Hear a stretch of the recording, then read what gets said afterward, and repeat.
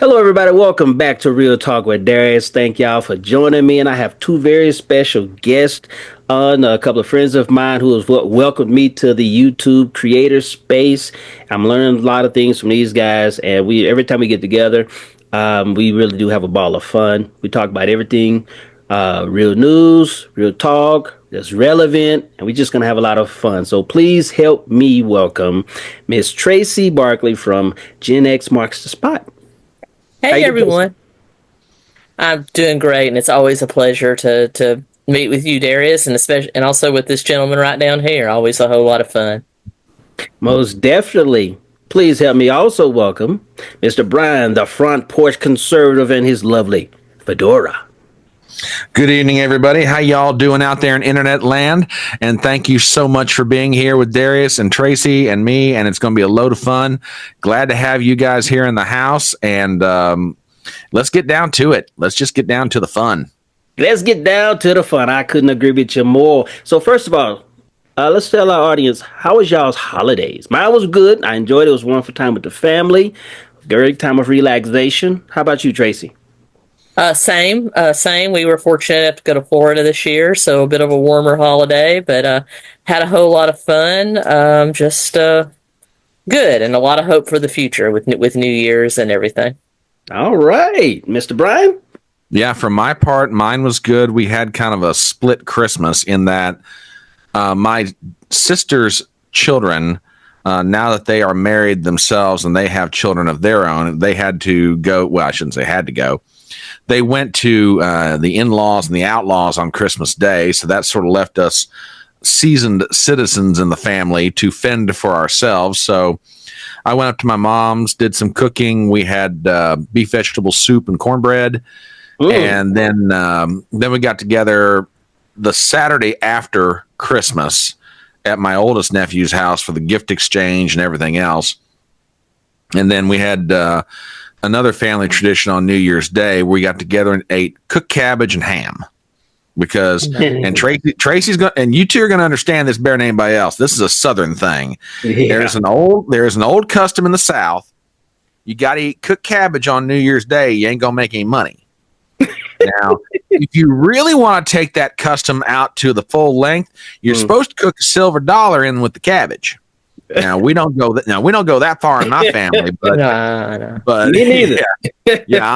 I'm not all for alcohol or alkaline poisoning or what the heck ever's coming off the coin. Right. But no, we got together, we ate cooked cabbage, and my nephew got a hold of a piece of tech that allows you to view old VHS tapes through these new smart TVs.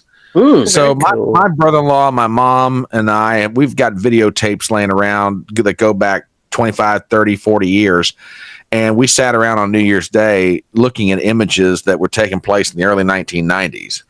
And I had forgotten how young, skinny, and full of head of hair I once had. But I got sadly reminded of all that on New Year's Day. But no, aside from that, it was a load of fun. We had a great time. And yeah, the holidays were fantastic. As someone who's been fat most of her life, I never got to see myself super thin except when I was in the military. But it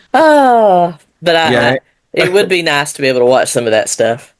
Oh, well, when I saw how skinny I was and I started to eat another bite of food, I went, nah, need to forego this temptation and just lay down that fork. Yeah, got a little conviction there, huh? Get thee behind me, sin of gluttony. So, Man, it's yeah, something when you was a actually great get a blast from the past. That's so interesting, ain't it? Mm-hmm. Oh, yeah, it is. Yeah, it is. Man. So, well, as y'all can see, we're in for an awesome conversation here. And before we go anywhere else, I told y'all we were just going to start off with the plan a few weeks ago when I asked y'all to come on my channel was to talk about President Trump, which we're still going to get to. But a lot has transpired since then. Tremendous. I mean, I'm talking history making. I mean, Tracy has started off when she came in. And so, Tracy, why don't you go ahead and start off with what you was talking about?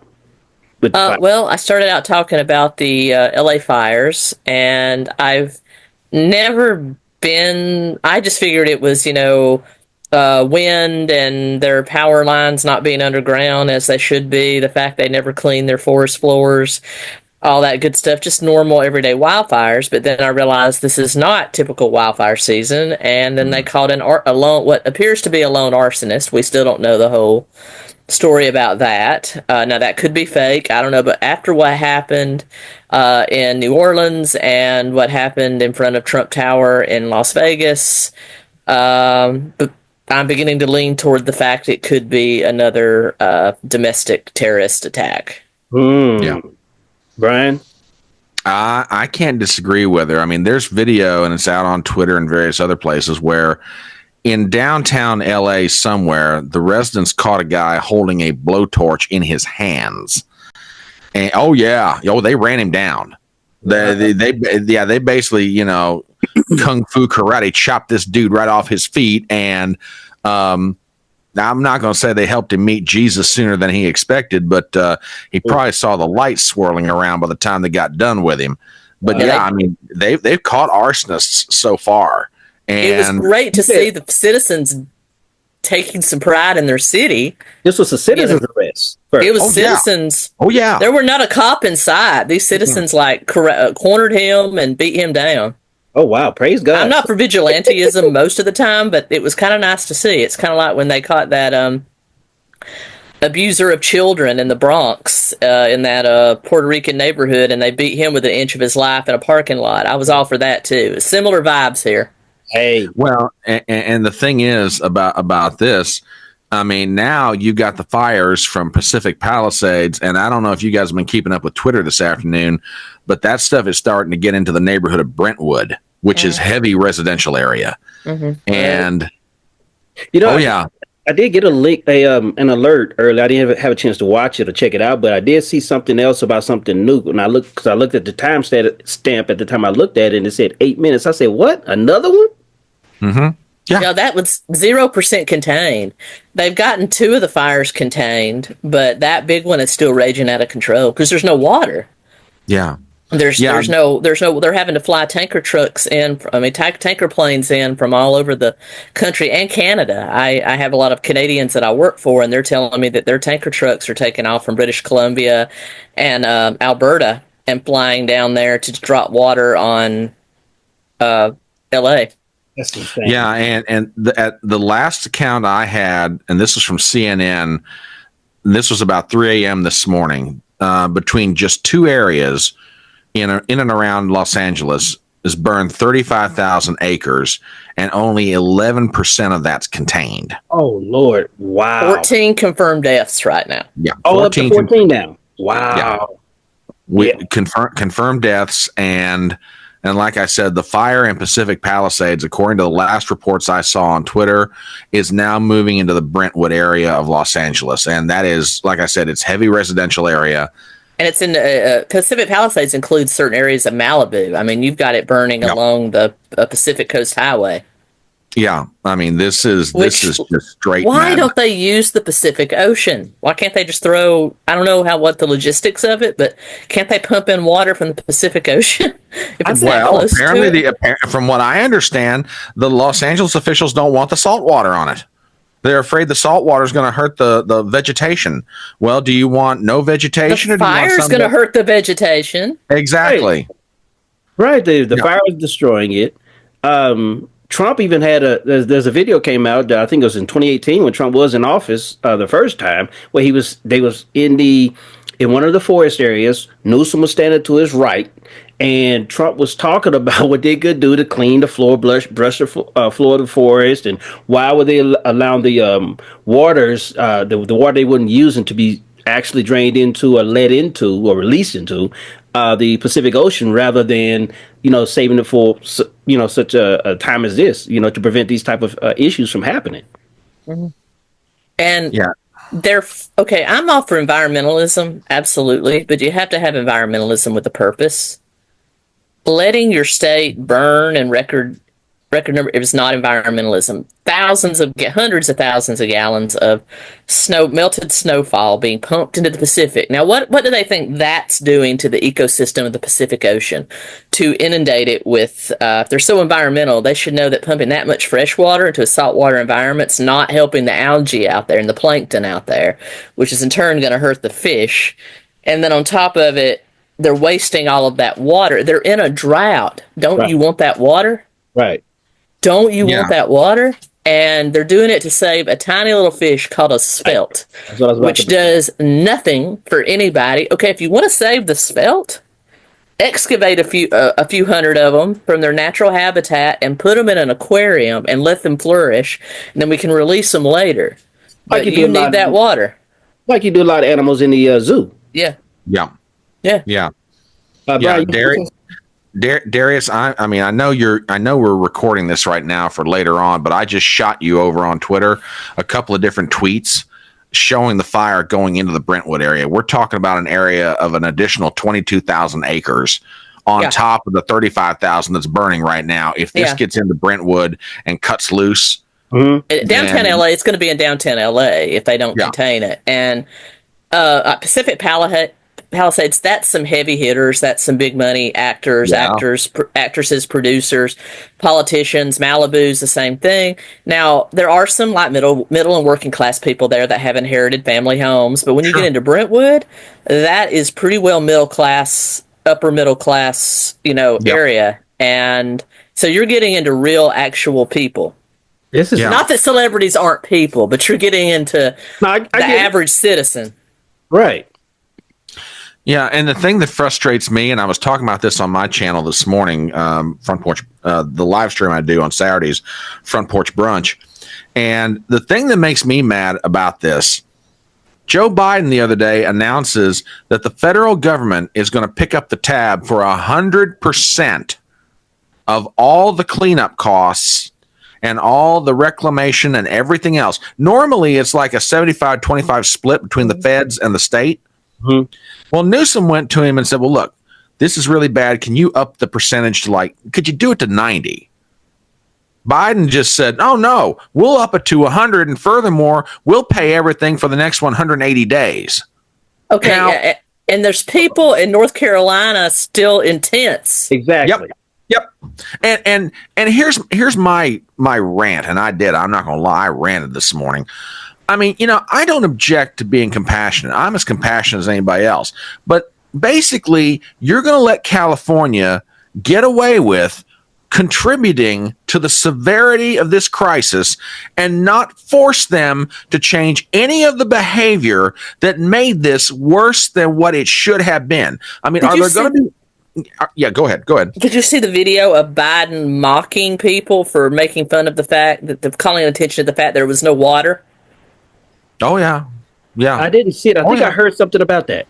It was a Zoom meeting between him, Gavin Newsom, the mayor, Kamala Harris, and Gavin Newsom was saying, that they've caught on to the fact that there was low water pressure and no water, and they're honing in on that. He goes, oh, come on, man. Just like it doesn't matter that there was extreme negligence. Come on, man.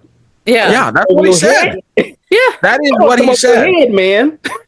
Okay. Whereas the people of Florida and North Carolina had nothing to do with their natural disaster. They can't, especially the people of North Carolina, that's a 1 in 100 year storm that came through in North Carolina. They had nothing to do with that at all, and they're still living in tents.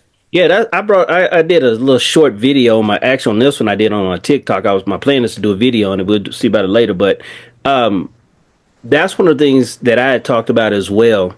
I didn't go as much of a rant as Brian did because I didn't take the time yet, but I'm going to have to check you out, Brian.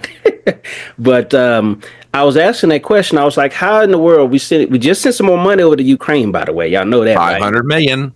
How you cut a check for 500 million to some strangers, to foreigners? I'm all about helping people when we can, but there is another rule. I won't call it golden, but it's another very important rule. Charity begins at home. Exactly. And the 20% of that would help North Carolina so much. Yep. And you know what would benefit the people of Ukraine the most is ending that war, drawing a line in the sand. Reach it. Drawing a line in the sand. Russians, you stay here. Ukrainians, you stay here. We're going to put a demilitarized zone, and we're going to have NATO troops guard it. That's what would help the people of Ukraine, just like between North and South Korea, the demilitarized zone. That's what you're going to have to do. Yeah. But here's the question: Well, do y'all think? No, go ahead, Brian, and then I ask y'all. no, go ahead. That's fine. Go ahead. I was going to ask. So, what do y'all think this is coming from, though? If we have known for years, and who was it the other day? I think it was Ron DeSantis, because y'all probably seen that clip where he was talking. He laid into the media about how hypocritical they are. What do y'all think this is coming from? Every year, practically, California has been on fire. Every year. So, do y'all think this is intentional? Again, and I know we have to be careful with certain things, but do you think that this is intentional? Do you think they're incompetent? Do you think? What are your thoughts on that? I think it's gross incompetence for the most part. But with these particular fires, the way they set off, I do think they were set intentionally. I don't think some of them were. I don't think they were set by the government. I don't think it's some grand conspiracy. But I do think it's some group, some jihadist, some BLM, some Antifa with a message that's setting California on fire, because this is not typical wildfire season. And the fact they caught somebody with a blowtorch in his hand, and he, as bad as I hate to see it, he fits a type Right. from first glance at him. I believe it was some sort of extreme Islamic, just like if it hadn't have been for what happened in New Orleans and what happened in Las Vegas, I probably wouldn't say that. Now, I know the guy in Las Vegas was a typical white Christian male, the people they like to label as a terrorist, but he was also radicalized by someone. Right. So color, skin color has nothing to do with it, but with the amount of population that California has of a certain group, I really think it was probably planned, and it was some arson by somebody with a political agenda, not that knew about the incompetence that goes on in LA, and knew if LA has been. Experts have talked about this for years. There was an expert on, I think it was Fox News about 3 years ago. A controlled burn expert said that if California doesn't do something about their forestry policy, that the right fire is going to ignite at the right time in the right place, and it's going to engulf all of Los Angeles. They said that 3 years ago. See, they always telegraphing, but most people ain't paying attention. Yeah. And so I think it was somebody that knew about the incompetence there and said, if I set this fire here, they're not going to be able to control it. And sure enough. And the fact four different fires have broken out just randomly? Five. Yeah. Sounds like arson to me. Five different areas. Well, actually, maybe as high as 6. And if it gets into Brentwood, it's 7. You've got 7 different areas in and around Los Angeles that are burning right now. Now, some of it's smaller. Like, for example, there was one area, and I wish I had my map from CNN up at this point. Which, give me a second, I could probably get my hands on it. But anyway, I mean, we're talking like 600-700 acres. 90% of it is contained, etc. But still, I mean, to answer your question, do I think that this is on purpose? Okay. I'm going to go a little further than Tracy, and normally I don't get out on this limb. Do I think that Gavin Newsom set these fires deliberately? Do I think someone in the Los Angeles government set these fires deliberately, or the state of California? No, but I think that it does serve an end, and there is one angle about this that I want to get into. Okay. It has been widely known that Los Angeles and or the state of California wants to build part of the new Olympic Village for the 2028 Olympics in and around the area of Pacific Palisades. Well, 4 or 5 months ago, the insurance companies start cutting out the insurance policies on wildfires because, and they said this themselves, you will not let us increase premiums to cover the cost of the risk, because you will not do anything to change your forestry policies. So they said, well, you won't let us up the premiums. We're going to cancel the policies. You now have a major fire that's gone through there. State of California and or the city of Los Angeles will probably get those lands, dirt cheap. Because can I piggyback off you, Brian? Go ahead. There is a law or rule in California that you have 2 years to rebuild in the event of a total loss, or your property value is no longer valid. So all these people that have had an established property value paying taxes and insurance based on that, and there is a public fund in California for people that can't be insured privately. That is an arm and a leg. But in California, in the event of an extreme loss, you have 2 years to rebuild to reclaim your old property value, even if you rebuild your house identical. And if you don't, it resets and they can reappraise your house at a much higher value. So I'm going to use that to piggyback off what Brian just said. Well, so a lot of these people won't rebuild, net. And to take it one step further, the permitting process in Los Angeles and the state of California, and Adam Carolla spoke to this brilliantly the other day, I believe, on Megyn Kelly's show. But you talk about a bunch of blue voting folk that are about to get red pilled. Wait till they start going through the permit process with Los Angeles County to try to rebuild those houses. It's going to cost them a blue fortune to get that. It'll take them every bit of 3 to 5 years to get their house rebuilt. Which means if that rule in California is still in place, if the property value drops down to nothing, well, then guess what? By the time they're still going through the permitting process, then their property value is going to sink like a snake down a snake hole. Their property's not going to be worth anything. And when they rebuild it, they're going to reappraise it at a new higher value, and your taxes just doubled. That's incredible. Yep. Oh, yeah. Yeah, here's that chart I was looking for. I mean, there's smaller fires like Lydia had 395 acres. It's almost contained. Hearst had 771. 70% of that was contained. This was, again, from 3 a.m. Kenneth, which is an area in and around Los Angeles, 1,000 acres. 50% is contained. But the two big ones right now are Pacific Palisades with 21,000 acres and Eaton, which is another area, 14,000 acres. And now Pacific Palisades is bleeding into Brentwood. Wow. This thing could wind up taking out half or 3/4 of Los Angeles before it's all said and done. That's scary. Yeah. That's scary. This looks more, when I was watching some of the video footage the other day, it literally reminded me of a movie that I've seen. Yeah. A Battle LA, Battle Los Angeles. Have you noticed that a lot of the name of these movies or San Andreas? Exactly. Or Volcano from back in the 90s. Yep, with 2012. Name them. That's what it looks like. I mean, I'm thinking for me personally, this is why I don't think these are accidental by any stretch of the imagination. The question is who's behind it. Is pretty much is what we're asking or trying to figure out, or this is why we can only speculate. But I don't believe they're accidents. Whether or not Newsom knows something about it, I'm not for certain either. But I don't believe these are accidents. I don't believe, and I think Tracy looked at it earlier as well, the way the fire set up, when the fire started and how they spread, looks organized. Yeah, I think it's going to be like the Chicago fire, which of 1910, 1911, that proved to be arson. Mm-hmm. Somebody pissed off at somebody and set Mrs. O'Leary's barn on fire, and it took down the whole city of Chicago, or most of it.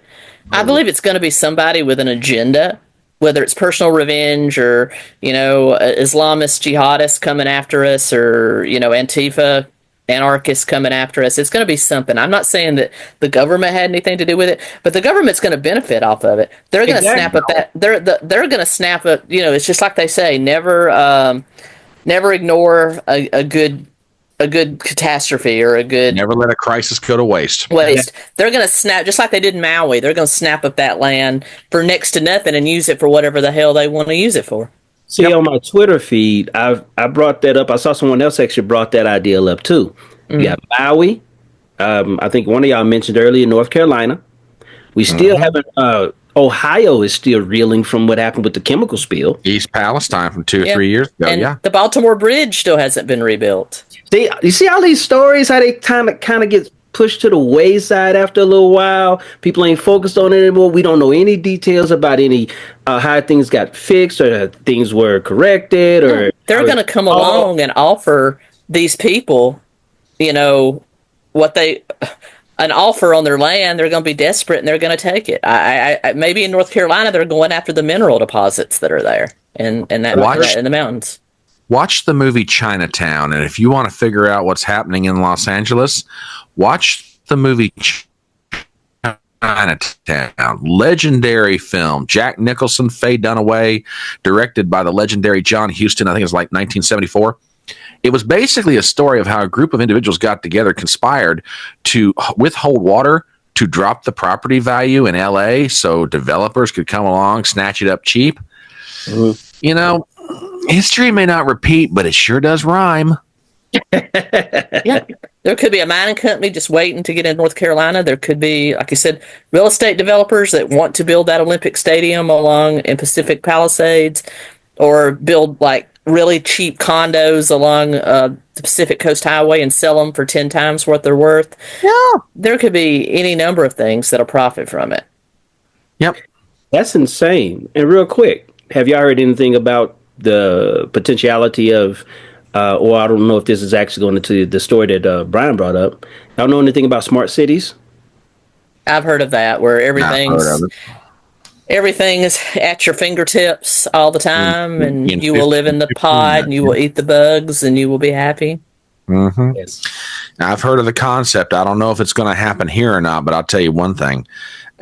You know, the frustration, like I said, the frustration that I've got is you, Tracy, me, people watching this live stream, people who don't watch this live stream, all 49 states are going to be on the hook for the behavior in California that, by the way, everybody's been telling Newsom for years. You need to start cleaning up the forest. You need to get rid of the deadwood. You need to, let water flow down from the north of California. You've got plenty of it up there. You're diverting it out into the ocean. Didn't listen to anybody. Didn't do any of it. The city of Los Angeles has been mismanaged for years. And now when a disaster comes along, and let's be honest, that's what this is. It's a disaster. It's exacerbated by bad decisions and bad policy, but I'm going to be on the hook for 100% of cleaning up their mess while they go on down the road doing the same old, not making any change to their behavior, and California just keeps on doing it, and I'm expected to clean up the tab on this? Pardon my French, not just no, hell no. Well, if this doesn't red pill California, nothing will. I don't know. I mean, Newsom is term limited. He is out. You cannot touch him. Not really. Bass, on the other hand, she needs to go. There needs to be a recall vote. And believe me, and I see her defenders saying it was an official state visit while she was in Ghana. Why does the mayor of Los Angeles need to be in an African country for the inauguration of an African president? Why? Because she's a card-carrying communist. That's why. She is a card-carrying communist. She needs to go. And so do the 3 DEI hires she's got in the fire department. All 3 of them women, all 3 of them lesbians, and I can empathize with them. That they're all incompetent. And I really, and have you noticed that the fire chief has turned on her? She's talking about how she argued against the budget cuts and against the lack of training. And I still see people online saying they never cut 17 million. They increased it by 50 million, even though reporters are holding up minutes from LA City Council meetings showing the cuts that they made. And they're still saying, oh, that didn't happen. That didn't happen. Now, hang on. Full disclosure. Technically speaking, that's true. There's an article from the LA Times that I referenced this morning on my live stream. And yeah, what happened was Karen Bass, as part of the budget process for 24-25, proposed a 2% decrease to the fire department.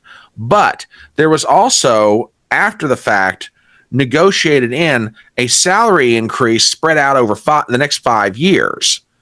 So the remaining employees got a salary bump. But in the meantime, the decrease was to what's called variable flex hours. In other words, overtime hours and non-essential personnel.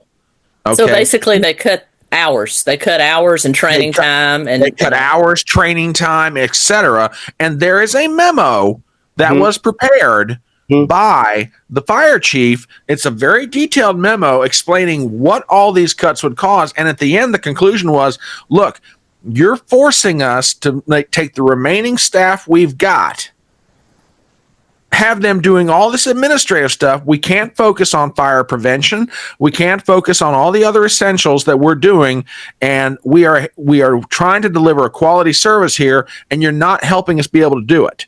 Meanwhile, they're diverting funds to have fire hydrants painted rainbow colors and rainbow colors put on their fire trucks. And in the meantime, they've got their fire marshals spread so thin that they can't go around and measure the water pressure in fire hydrants. And that's one of the things that was mentioned in this memo is, the services that they would otherwise do in preparation, God forbid, for something like this happening, they now can't do because they've got everybody scrambling around trying to cover all the bases that are now, left open. So what few firefighters they have, they froze hiring, they cut hours, even though everybody got a raise over the next 5 years, which is a great thing. But in the meantime, you've got these top three. You've got the chief, the assistant chief, and the head of training, all making between $234,000 and $499,000 a year. What? Yeah. Oh, yeah, they're making money hand over fist out there over this. Now, granted, several $100,000 living in Los Angeles may not be a large sum of money. That's like 75 live in most places, but still, that's a lot of money. That's still a lot of money. That's not helping the citizenry. No. Now, this is why when news like this comes out, this is why I don't believe it was accidental, it was coincidental, and not totally incompetent. Because my question is who's actually making the decisions for all of them? Because if you're getting billions of dollars, in part, y'all probably already heard this too. They sent funds. They did cut the fire department, I think, in the ballpark figure of $50 million. They sent a portion over, or no, they sent some was it some fire equipment they sent over to Ukraine? Yep, they did. How's that possible? You cut our staff, California, because I have family members not in the affected areas right now, but I do have family members out there in California. They say more southern of those, I think more central excuse me, they live north of, because I had to look at it on the map to see exactly what the issue was and where they I have family in the Bay Area, which is north of LA. North of it, okay. The Oakland area. So they're not affected either at this time anyway. But when I look at that, I said, okay, so you've sent all of these monies over to Ukraine, equipment over, you cut your budget. It sounds number one, it sounds instrumental, it's intentional, and it also sounds like the defund the police agenda. Yeah. And I'm sure that's affected them too. The lack of police, that's something no one else is talking about, and lack of EMS. And the fact that Gavin Newsom waited until, Monday or Tuesday to dispatch the National Guard to help. Yeah. I don't know how involved old Newsom is. I'm gonna call him Mr. Slick Weasel. Yeah. But the man, in my opinion, the man is intelligent. And he's like Kamala Harris to me. I used to, last year, me personally, before I had heard anybody else say it, I called her Chameleon Harris. And lately, during the election, during her campaign season, and then lately, just the other day, I heard somebody else say, and I'm not saying to give me all kudos, I just liked hearing it, but I called her Chameleon Harris, and I hear they keep calling her Chameleon Harris. Some people call her Chameleon Harris. I think Newsom is similar to that. You remember how he acquiesced to China a few months ago? How he was magically able to clean up certain parts of LA downtown. I think it was downtown San Francisco for a Chinese for cheese visit. Mm-hmm. Yeah. Yeah. And the fact he leaned on the film industry to cut certain topics and people from Hollywood movies so that they do better in China, so that they won't offend the China. Yeah, absolutely. And thank God he is term limited. But they're going to elect another. They're going to elect another one, and if they don't get red pilled, and if this doesn't red pill them, nothing will. I mean, I don't know what there's else about 7 million people voted for Trump in 2024 in California. Mm-hmm. Over 12 million voted for Harris. If this isn't red pill, at least another 5 million. I don't know what will. I don't either, because that's what I put on my Twitter, and then I'll let you come in on that, Brian. Comment on that, Brian. I had tweeted out just the other day on that. I was like, okay, I wonder if people's eyes have truly been opened now, because I know everybody's pain points now. It's just like in Chicago. I used to last year I was I won't say complaining, but I was definitely commenting on the fact that a lot of Chicagoans will seem to be okay with the crime rate that was going on every single weekend. You're hearing about somebody being shot, and some at times bullets hitting children due to drive-bys. But I didn't hear a lot of noise from the citizenry. But when the migrants were allowed to come in, and it started increasing, and their city started taking care of them from a financial standpoint, that's when I started hearing more complaints from the Chicagoans, and that started bothering me. I'm like, so you're okay with the crime that's going on, but you're not amongst your own, but you're not okay when your money gets messed with by some strangers. That's So their tipping point. Whatever their Yeah. tipping point is, but yeah, I saw the people on the South Side starting to go to city council meetings and yell at the alderman and yell at, about we need Tom. They were saying we need Trump, and you saw certain districts in the South Side of Chicago go red yeah, this time. So that was great. That was their tipping point. This might be California's tipping point. and that's what I Yeah. wonder about. What do you think, Brian? There's an old expression: when the shoe pinches, that's when someone's going to squeak. This is where the shoe pinches on California, and I think Adam Carolla said it better than anybody else. Getting through the fire is going to be one thing. Okay, at that point, they might still yet be blue pilled because climate change. Don't you know? It's all about climate change to cause these fires. No, Not arson, not somebody with a blowtorch.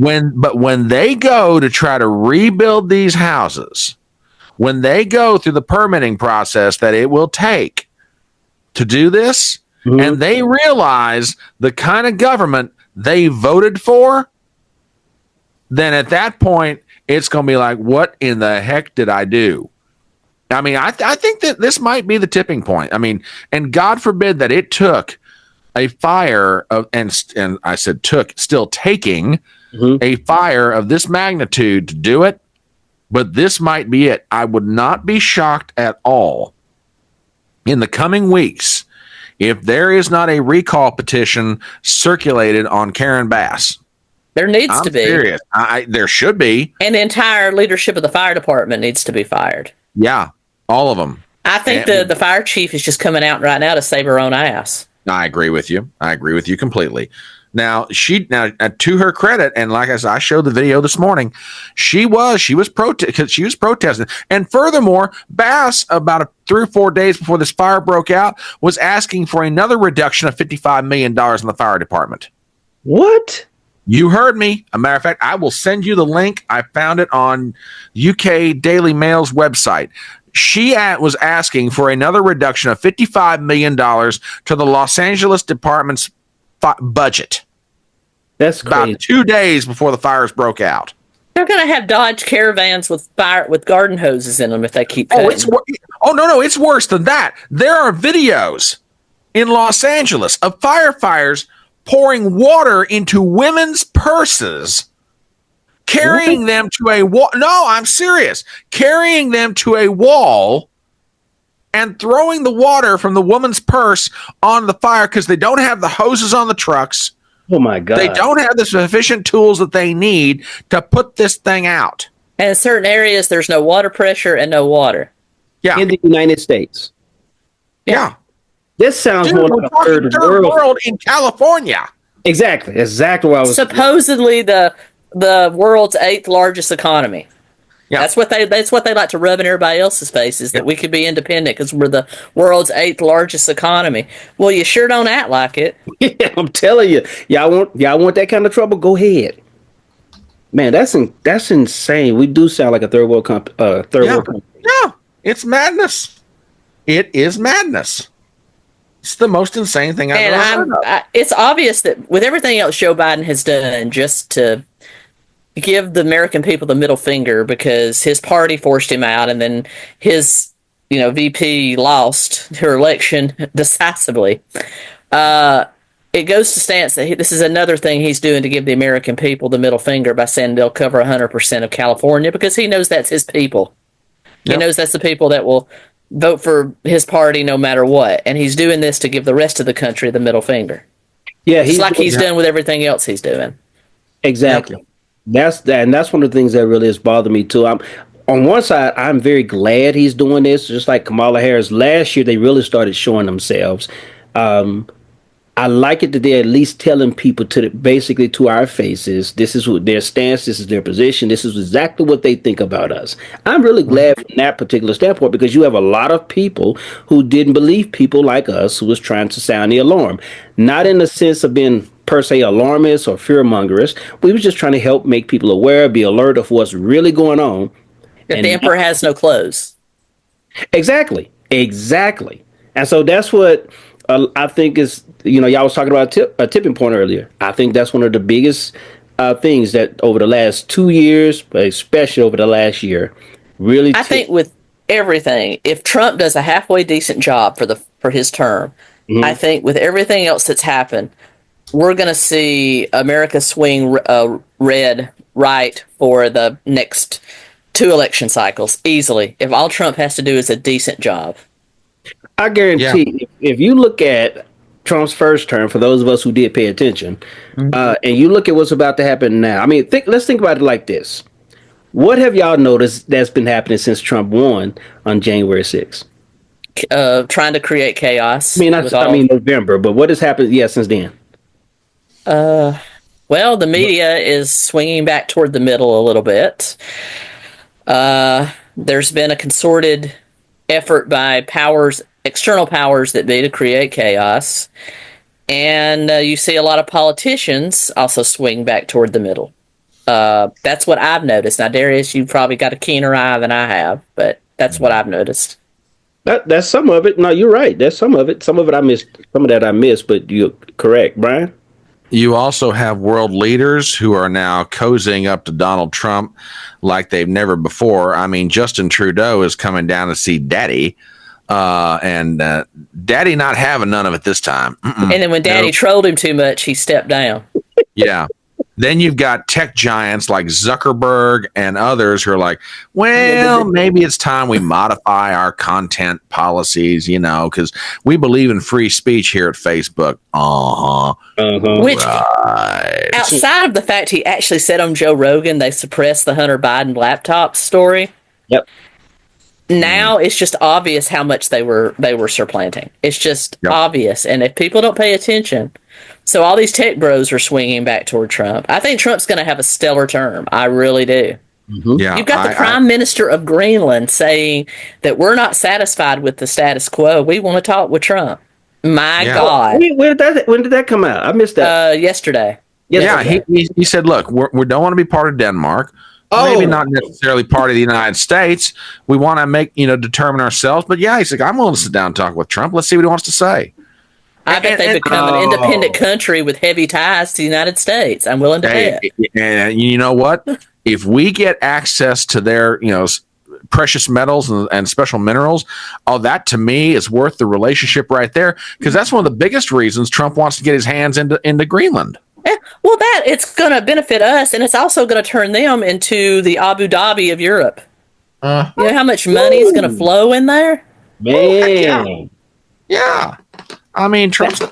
Is it Greenland where you can, based on their minerals, you can actually get into trillions of dollars worth of business?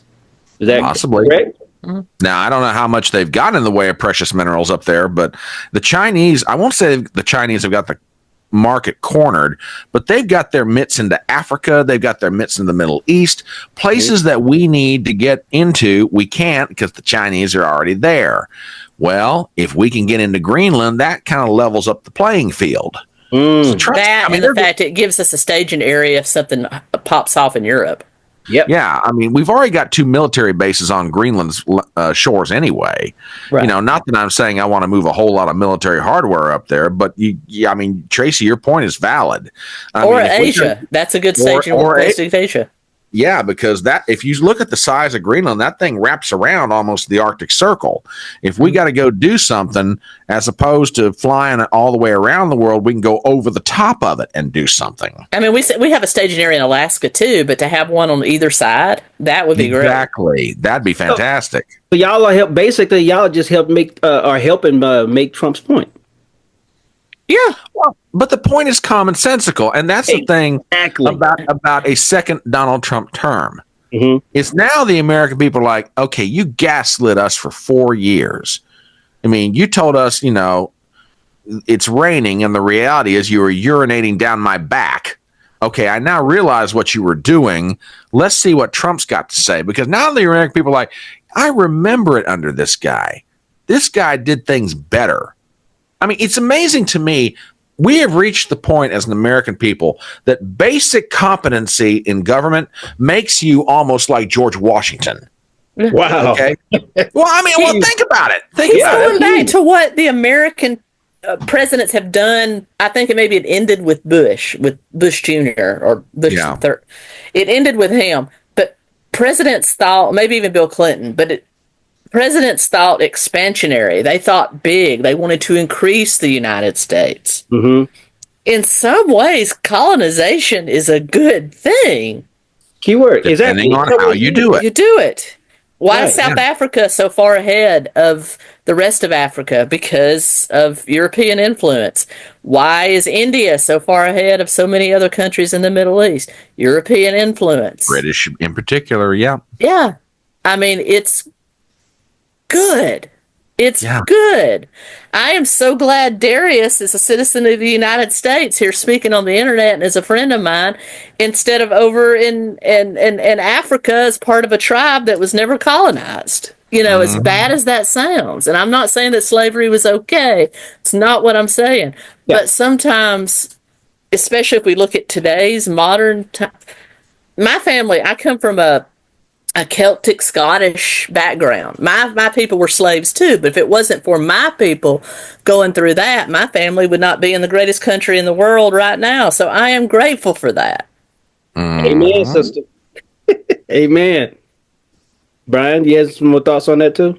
No, I mean, look, colonization is not necessarily a bad thing, depending on how you do it. Yeah. If we can reach an agreement with Greenland that says, hey, look, you got something we want. We got stuff you want. We want your precious minerals. You want a McDonald's.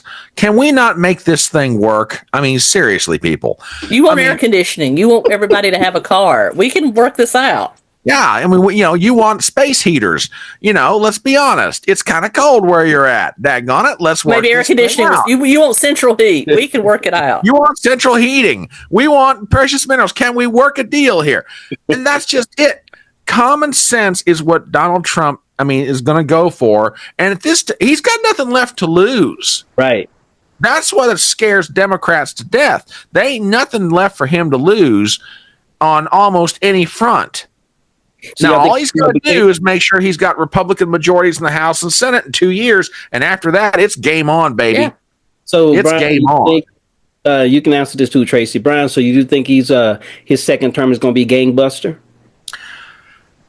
It has the potential. The one thing that's going to hamper his ability is the debt and the interest rates on it. Because, let's be honest. When he left office, don't get me wrong. There's a lot of things he spent money on. Mm-hmm. His response to COVID in particular, and I'm not going to let Trump off the hook for this. There were moments he spent money like a drunken sailor. Okay? Some of that was forced on him. Some of it he did on his own. Mm-hmm. I think his heart was in the right place on a lot. Yeah, heart was in the right place. Maybe not the best fiscal decision. Which proves he's kind of a bleeding heart liberal. Yeah. Biden has made it worse. We're now sitting on $36 trillion of national debt with a running additional interest on that debt of about $1 trillion a month. Yeah. What's going to hurt Trump is the ability to do things because you've got to service the debt. If he can get that under control fast, and get the you can just start making payments on it and start bringing it down a little bit. That'll be tremendous, and not rack it back up.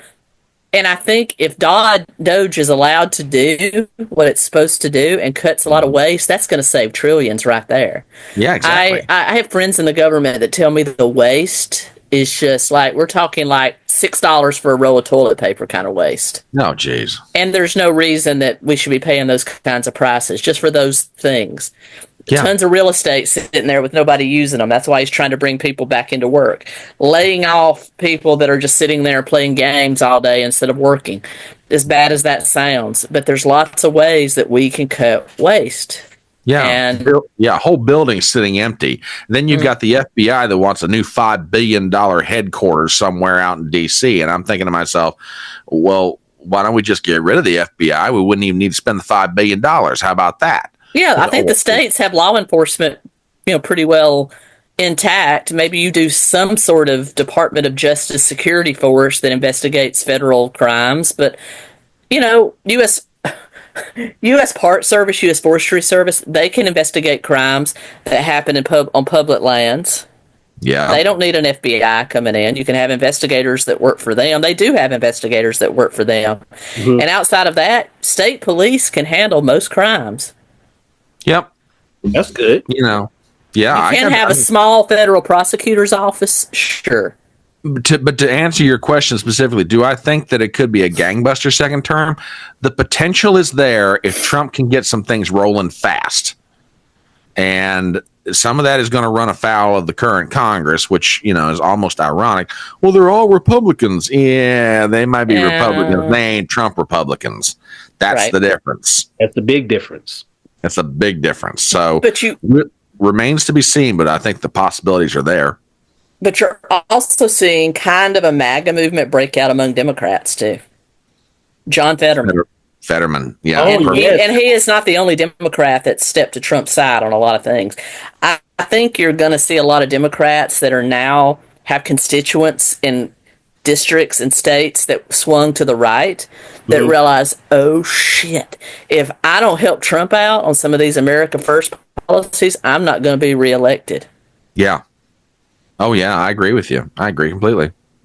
Now, and that's good because, again, I think that the way the melting pot we was in, basically, or the boiling pot we was in from the last 4 years towards the end of Biden's term, really got hot enough for the people, as y'all said earlier, about a tipping point that it pushed people over the edge to really begin to rethink what the Trump presidency, the first Trump term was like versus the Biden term. And now with Trump, with Trump's running successfully with the aid of his sons, all of his kids, but especially Barron, in terms of his ability to get out there and speak on all these different platforms. And Trump was able to get his message out there to everybody. I think that actually helped when he was offering people a vision of hope, of rejuvenation, of restoration, and just telling people, listen, I'm out there for you. He kept putting it in people's faces. This is an America First agenda. It's not a Black America, white America, whatever. This is an American First agenda. And then, okay, let's fast forward to now. He's talking about getting adding Canada to 51st state with Governor Trudeau at the time. He's talking about adding Greenland. He's telling us about the military strategic positions they hold that actually will help shore up America's defenses, if you will. He's talking about somehow getting more control over the Panama Canal, which would be huge. Right. Yeah. Carter did make a mistake with that. Y'all probably Jimmy Carter. Y'all might probably know this better than I do, but is it correct that Jimmy Carter sold the Panama Canal for $1? $1. Wow. With control of it being turned over to the government of Panama in 1999. But there were certain stipulations that they were supposed to follow, and they have not been following those. They were not supposed to let other foreign governments have a foothold in there, and they've allowed China a foothold. And so we're going to have to go back in there and enforce our agreement, or it's going to be the American Canal in Panama. Yeah. What's Panama going to do? What's China going to do? Not a damn thing. And how many billions of dollars are we paying the government of Panama for our ships to be able to go through the canal that we built over 100 years ago? Mm-hmm. There's another thing to think about, folks. Wow. I mean, how much money are we paying the government of Panama? And Tracy correctly says there were certain stipulations regarding the turning over of that canal to the government of Panama. And one of them was you don't let other foreign governments have a toehold in there. The only people that should be running the canal are the Panamanians. Well, you're not doing it. We're paying you money on top of that. You're in violation of the treaty. We have the right to enforce this agreement. And if I were Trump and his people, that point needs to be made. This is not just going off on a whim. Oh, we want the canal back. No, this is the enforcement of a treaty between us and the government of Panama. You're not living up to your end of it. Either live up to your end of it or we renegotiate this thing, and you may not like how we wind up renegotiating it. Right. Because we've got all the leverage here. And with Trump, And then what they're going to say, not, well, China has built us roads. And China has done a lot of that in South America to get footholds in some of these South Oh, yeah. American and African countries. Well, the United States needs to go, first of all, we're enforcing this agreement. China's out of the canal unless they negotiate with us. And if you want roads, we'll build you roads. That's a lot of things that the United States has failed on, is we should have been the ones getting the toehold in South America and Africa. Yep. see that goes back to. This is why it's important when Trump on his first term, when he first announced that he was running. I was excited as someone who's new to politics at the time. I was excited because it made sense to me. You need a businessman to run a business. Now, again, this is not Trump is not the CEO of America where he can do whatever he wants to do. There are checks and balances in place for a reason. However, this is a big country, it's a big business. The government receives all its funding from the people, so you need people in position who can actually manage this big ship. You know, with the mentality he has, I know other presidents, for the most part, anyway, did not have. Trump is thinking about, I think Tracy, you said earlier, expansion. We need to expand the government. So China's thinking colonially. France is thinking colonially. France still has colonies, pretty much. I mean, In Africa, especially. in Africa, and they still exert a whole lot of control over their part of the Caribbean. Who's that? France still exerts quite a bit of control over their islands in the Caribbean. Wow, I didn't know that.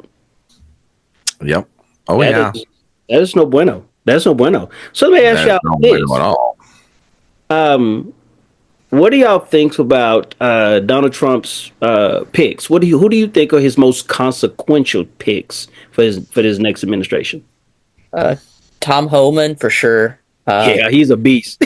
I love him. Christy Nome, I think she will work very well with him.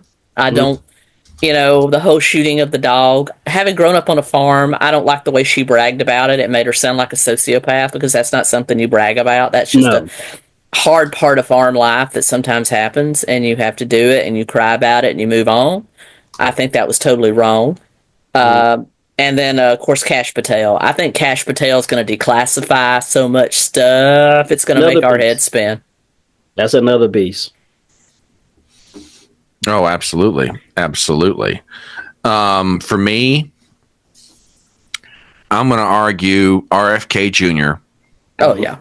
Yeah. Tulsi Gabbard, Kash Patel, Pam Bondi, I'm on the fence about. Let's see.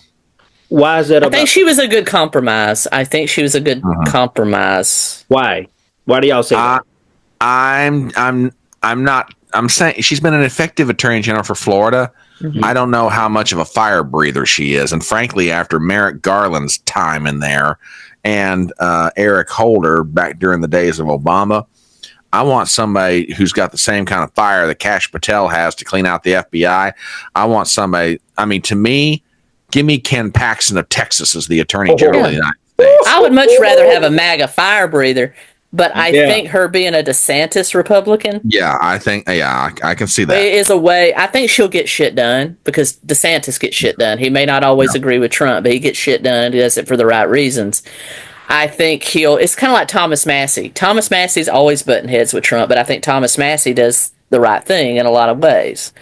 So I think he's a good compromise between the old school suit and tie, traditional non-rhino Republicans, the true conservatives, and Trump. I think she's a good bridge there. I think RFK Jr., I think Kash Patel, I think Tulsi, I think Ratcliffe at CIA has the potential. I know my good friend Christian Watson will disagree with me on this. I'm still willing to give Ratcliffe benefit of the doubt in spite of his love of Section 702 of the FISA Act. But I think his heart's in the right place. Not talked about very much is Susie Wiles, the chief of staff. Yeah. Why? I thought everybody loved Susie. I thought that's why she never got any play. I thought everybody just loved Susie, because she's a good old-fashioned, hard-working woman.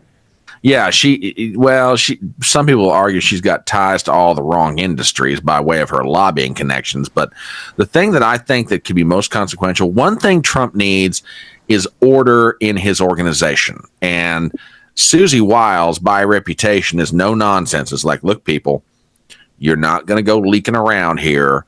I don't need any superstars. This is a team effort here. So cut the crap. If she can maintain order in Trump's White House, they're going to be fine. I mean, she will be, if Trump has a successful second term, and I think he will, I think one of the most important things, and it'll be very behind the scenes, you will not see Susie Wiles out there much, if at all, because that's not her personality. Mm-hmm. She's a very much behind the scenes player, extraordinarily effective by reputation, but very behind the scenes, getting stuff done, pushing buttons, pulling levers, turning wheels. That's what she's going to do, and let everybody else shine. And if Trump has a successful second term, in large part, he'll be able to thank her for maintaining the order of the White House. Oh, and how could we forget Linda McMahon as Secretary of Education? Oh, that's Lord. huge. She's 10 steps above Betsy DeVos. Betsy DeVos was just the wrong. I mean, a family that built an MLM, a pyramid scheme. Yeah, I had no respect for Betsy DeVos at all. But I think Linda McMahon, she's just the type of person you need to go in there and rip the Department of Education apart, which is, I think, what Trump's wanting to do. I think he wants her to dismantle it and then fire herself. And she's just the kind of firebrand to do that. She's definitely. Let's turn loose and see what happens. Man, yeah, I agree with all of y'all's picks. I did forget about Linda. And I did forget about Miss Wiles, but I did hear that she is definitely a very effective behind the scenes kind of person. But yeah, I'm looking forward to Kash Patel taking a blowtorch to the FBI. I mean, especially with the things that has happened to him personally as well. And I've heard that a lot of rank and file agents are very, very much behind Kash. They're very much in favor of that appointment. It's just the brass that seem to have a problem with it, and I wonder why. And I just thought of somebody else, and it's one of those cabinet positions or one of those positions in the government that you wouldn't normally think about, but she's got the potential to do a lot of good. Carrie Lake at the head of Voice of America. Yes, Voice of America. Yeah, Voice of America, for people who don't know, does a lot of work in Europe and around the world trying to, spread the message of what America is all about, what we're trying to do. And when you get a MAGA type person in Carrie Lake, who's got some of the most effective communication skills of anybody I've ever seen, the girl is gifted. Yes. I mean, got screwed in the governor's race in Arizona and got screwed on the Senate race. But you put her at the head of Voice of America, that could be huge. It could get back to the days when Voice of America was as effective a messaging arm for America back in the 80s. I mean, there are three individuals credited with the downfall of communism in the 1980s: Ronald Reagan, Margaret Thatcher, and Pope John Paul II. What a lot of people forget is that Reagan was using Voice of America to spread the message of anti-communism and pro-freedom in the 80s Europe behind the Iron Curtain. Wow. So maybe Carrie Lake can get that organization back to being an effective voice for the United States. Get it into South America, get it into Africa, get it into Asia, get it into Asia as much as you can. Absolutely. And she'll be great at that. Yeah. Yeah, the little bit I didn't do a whole lot of research on that position, but based on a little bit of knowledge I gained at the time about it, I agree. I think her message actually can be, MAGA message can be amplified 100 times more than just in Arizona. Now she can really make a difference on a grander scale. And get it back into our own schools, because God knows we need it. Absolutely. I think going back to the education system, since you mentioned the school, I really think it does need to be gutted. I think the Department of Education needs to get out of educational standards.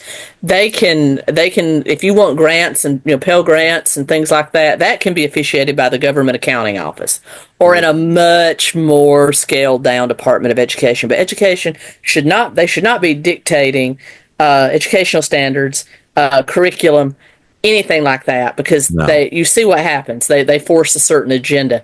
That should be left up to the states, and in some cases the counties or the towns. Yep. That should be left up individually, in my opinion. Agreed. You get no argument from me on that one. I put up a meme this morning. When Jimmy Carter started the Department of Education in 1979, America was number one in the world in education. We're now 24th. We have a federal Department of Education, and we've decreased the quality of education in America. We don't even crack the top 10 in STEM anymore. Yeah.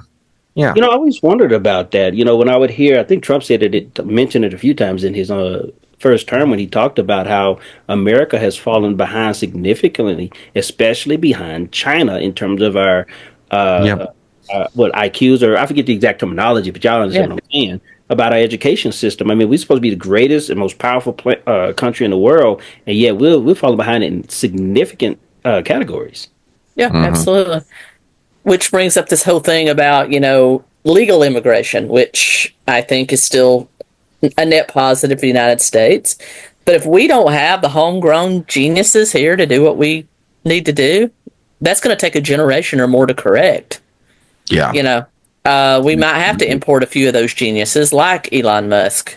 And I still say that we should go over to Taiwan and offer anybody over there that works in a microchip factory the opportunity to come here with their families for a quick path to citizenship. We build a microchip factory somewhere on all that unused land out in Arizona or California. We drop them there, have them build a school to educate other people on how to build the microchips. And you know what? If they all take it, China's just fighting over some island with nobody on it. Absolutely. I got no problem with that. I mean, it's basically a modified version of Operation Paperclip. Yeah. That's really all it is. Go ahead. Now we got to vet the people and make sure we're not importing some, Chinese sympathetic communists. Agreed. I think the majority of those people are probably very westernized. They already speak English. They depend on the United States for the majority of their protection. I think they'd be game for that. Well, Trump said he has no problem with illegals coming over as long as they come illegally through the legal passes of Yeah, exactly. That. You have the Democrat Party. They whine and complain about that. And this is what's so sad. This is what's bad for the country. You have more certain party based people who are more focused on the illegal citizenship versus the citizens that are here. For example, once again, when you talk about giving out debit cards, when you talk about giving free health care, when you talk about giving people places to stay at no expense of their own, what do you think Americans are going to feel? How do you think they're going to feel? Yeah, going to feel like we're plebeians and everybody else, thinks that we're trash because you're basically bringing in people to replace us. Because a lot of these illegals are replacing low income, low skilled people in places of work. Yep. As somebody that worked in the restaurant industry a long time, most of the time I was the only English speaker in the kitchen. So, this has been going on for a long time in certain industries. Oh, and a lot of this illegal immigration, these migrants are just a way for a lot of these bigger corporations to get cheaper labor. And that's really the key. When I at a bank I used to work at, when Trump was in office at the time, I think this was on the tail end of his presidency. One of my customers did talk. He was complaining a little bit, or some, about Trump's stance on locking down the border because this customer here, he owned his own business, and so he was, you had people you was paying under the table. The labor was got quality work for cheaper pay. I mean, I get it, but again, it's amazing to me how it's fascinating to me how people are willing not to bend laws, but to break them for self-satisfaction or self-gratification. Yeah, I agree. I totally agree with you. And you know what? If you pay a decent wage in a manufacturing plant, people will work there. My sister has worked 15 years in a poultry processing plant in Alabama. I mean, I think she makes $19.50 an hour there, and she started way back in the 90s making $7 something an hour, and she's worked up to that. But she says there's loads of illegal citizens, whites, blacks, and Hispanics that would work if they just kept the pay at that level. But when you try to pay people $7, $8 an hour, a lot of Americans won't work for that. Not for that kind of sloppy, dangerous, nasty job. Yeah, exactly. And and that gets to the question of, do I want the government determining what a wage should be? No, because as far as I'm concerned, that should be between the employer and the employee. That said, however, I don't like the idea of, everybody talks about, government interference in the natural free market process. Okay, I understand that. But what about the interference of one party of the transaction, in this case, the employer, circumventing the natural flow of the free market by saying, oh, well, I'll just get around the problem of paying a wage higher than what I want by going and giving, cheaper wage to someone else to do the same job. No. That's what the free market weeds out. Exactly. And you know what? If the free market says that, someone ought to be paid $20 an hour to do a job, that's fine. But that doesn't mean you get to break the law by, using a non-citizen of the United States to get your product produced and pay them a cheaper wage doing it. I'm sorry. It's bad. Look, I understand why illegal immigrants want to come here. They've got an opportunity for a much better life than where they came from. I don't necessarily fault them for that. Right. But I do fault employers who either kind of, wink and a nudge on their, potential employees' immigration paperwork, or they just out and out don't care, or they just out and out break the law. There, I've got a real big problem. The illegal immigrant is doing for economic reasons, what they feel they need to do for themselves and their family. The employer's doing something for economic reasons that's just flat out illegal, and they know it. And it's a hard thing. It's a hard thing. It is, but yeah, it's just like you said. Okay, I agree with you. I don't believe in the minimum wage. I think you should be able to pay whatever you want, whatever a person's willing to accept. But free market capitalism will weed that out. If Brian and I, or Darius, if all three of us own different manufacturing plants making the same widget, Brian, you pay $30 an hour because that's what the market rate drives. I pay $15 because I think I can get away with it, and Darius is over here paying $45 an hour because he wants the top quality. Eventually, my business is going to fail because I'm not going to be able to hire anybody, and the people that I do hire aren't going to give two shits about the quality of my product. And eventually, Brian, to keep up with Darius, will be forced to raise his wages or go out of business. Exactly. And by and large, I think the American people would be okay with paying $5, $10 more for a product if it meant that those products were made here by American citizens. Exactly. I don't necessarily agree with the argument that says, "Oh man, people like buying stuff from China because it's cheaper." No, I have never downloaded the Temu app and never will. I don't know. That's totally true. I'll just give you a personal example. I have cookware in my kitchen. Okay.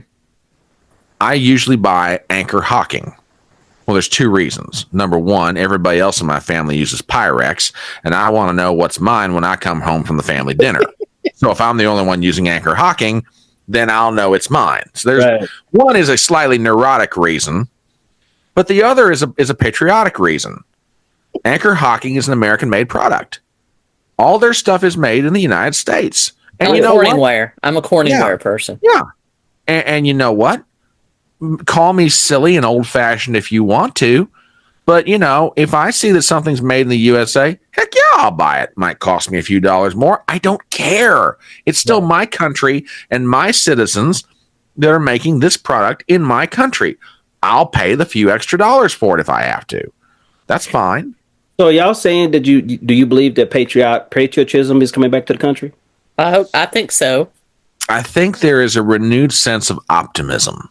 I think, and I'm not kidding about this, and I'm not trying to be overly dramatic about it either, but I really think the election of Donald Trump on November 5th, 2024 was that great moment of, oh, thank God. There was a collective sigh. Even among people in blue states who would never admit that they either voted for Trump or they're happy that he won. Even those people behind closed doors went, "Oh, thank you, Lord. We've got a chance of getting this inflation under control.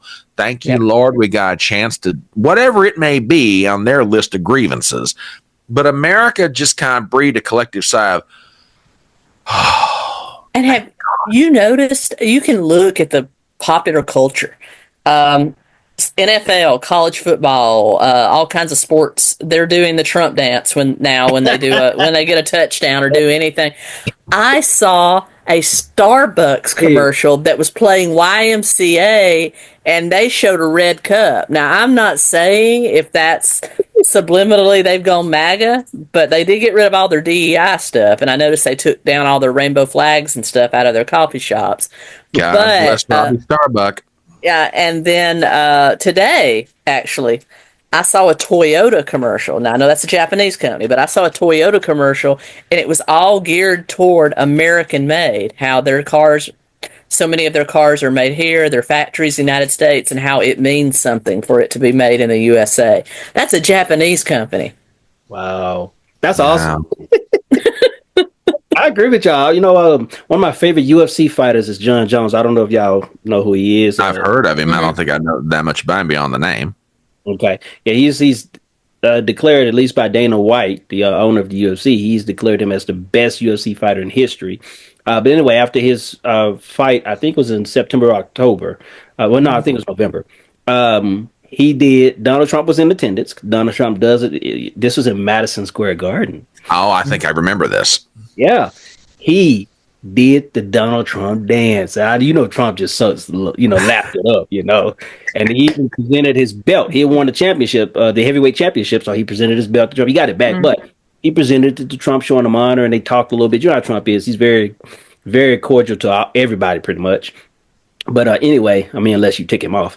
But anyway, then yes, like Tracy was saying, I saw football players. I mean, you seeing all these people. You see the energy's back. On my job, I've had some customers who would come in, and since Trump's election, I'm telling, this is their words. They feel like a cloud is lifted. Like you said, Brian, like you said, a sigh of relief. That's the feeling I have been given. I mean, I felt it too, but that's the sense and the feeling I've been getting from other people here locally. They have really felt like, okay, now I can breathe. Or some people, I've heard somebody whisper to me, hey, now this, who got back in office and this and that. And they mentioned 3 times in that conversation, which tells me how much of an impact his re-election has meant to him.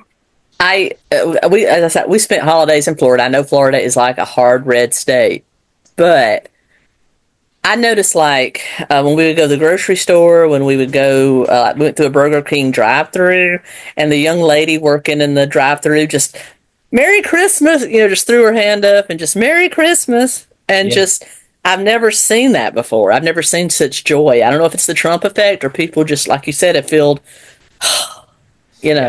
America's back. Yeah. Yeah. So is there going to be patriotism? I think the potential's there for it.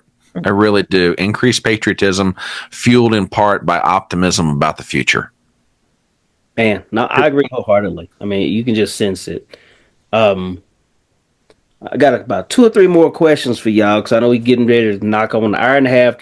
Like I asked y'all for, and I appreciate y'all's time and everything. I asked for about an hour and a half to 2 hours. So, what do y'all think about? There's one story that has recently escaped the mainstream media. But before I go to that one, what do you think about something? I don't know if y'all heard about it yet, but Jack Smith has resigned. What do y'all think about that? Have y'all heard about that yet? I saw that this afternoon. He's run out of road.